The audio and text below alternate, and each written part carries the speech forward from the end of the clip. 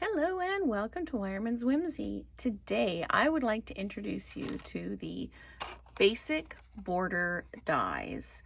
I've seen some really fabulous things done with these dies. So I thought I would show you how they work and what the cuts look like, and then show you a couple of projects that I've done. So this is the first one. It's just a V. It looks like an envelope flap, the pointed one. It's got the stitched elements on both sides. And when you cut with this one, this is what you get.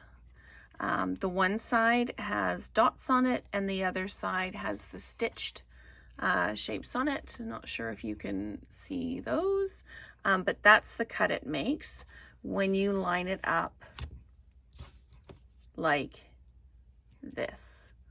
So those are the pieces that you get when you use that one. The next one is like a rounded envelope flap. Again, it's dotted on one side and stitched on the other. And so you get really beautiful curves here with the dots on, and then the stitched curved edge here. So when you cut it like this, that's what you get. The next one is really kind of fun. It reminded me of an old-fashioned handkerchief, actually. It's got a scalloped edge on it and then a stitched edge. So when you cut with it, the one edge is scalloped and stitched and the other one is just scalloped.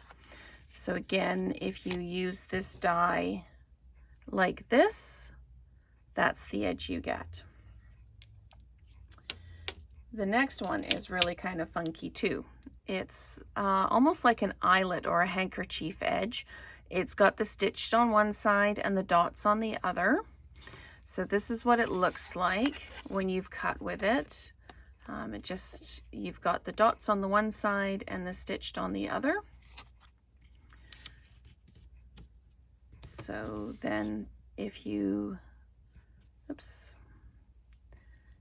cut with it, that's what you get. There's two left. There's the zigzag one, which again, this one is actually stitched on both sides. So both sides have the stitched element on them. So when you cut with this die, this is what you end up with.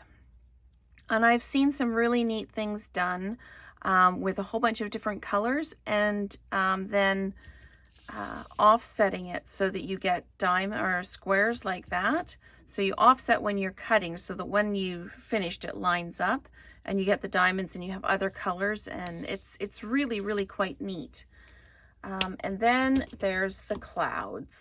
So this is stitched both sides. So what happens is you get clouds that are stitched. So this way you could have a background and build clouds this way, or you can use, because clouds are white, you want to color around the negative space. So if you were to line this up like this and use balmy blue, say, and I used my brushes for this, when you take it away, you get clouds. And what I did is I just lined this up at the bottom, did a little bit of brushing, and then flipped it over and did a little bit more brushing, and then I offset it like that. Did some brushing here and then blended it in the side. So you get a cloudy sky. So that's really cool. Clouds kind of on demand with this one. So I've done a couple of projects. This one is with the hand-penned designer series paper. I used the die that cuts this way, and I just did 2 strips of paper, cut it with the edge, and then just used a Peaceful Moments greeting with some basic pearls that I colored with the Highland Heather Stampin' Blends, and the card base in this one is Highland Heather. I'll show you how I built the card in another video. I just wanted to show the projects. This is one using the rounded envelope flap die, and this is the polished pink with the pale papaya, and the Expressions in Ink DSP with the painted texture 3D embossing folder. So I just cut a piece of this out, and then this is Designer Series paper 2 from the same set, and then I just did the thanks in polished pink and cut it out with the stitched rectangle dies. So those are a couple of different uses for these dies. I will be exploring these dies a lot. I think they're going to be some of my basic dies. I'll be using them a lot. I love the different fancy edges that you could do with these.